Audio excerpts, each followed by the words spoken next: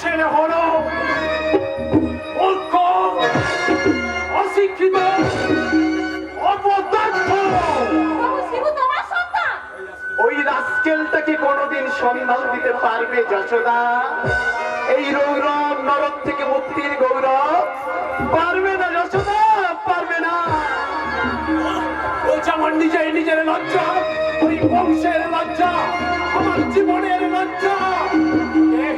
ওকে আমার সঙ্গে থেকে চলে যেতে পারে যশোদা।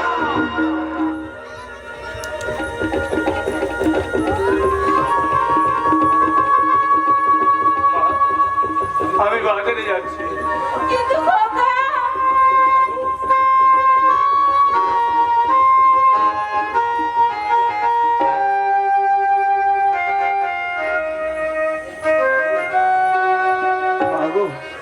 আমার যে আনন্দ করার অধিকার নেই, জন্মদিনে বাবার আশীর্বাদটুকু পাওয়ার অধিকার নেই, তাই এবারের একজন কাজের লোক হিসেবে ছোটখাটো কাজগুলো তো আমাকেই করতে হবে মা, আমাকেই করতে হবে।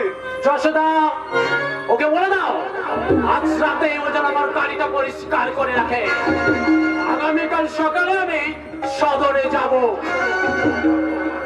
তাই আপনি যা বলবেন আমি তাই করবো। আপনি শুধু এক পলকের জন্য আমাকে একটু দেখুন, একবার, শুধু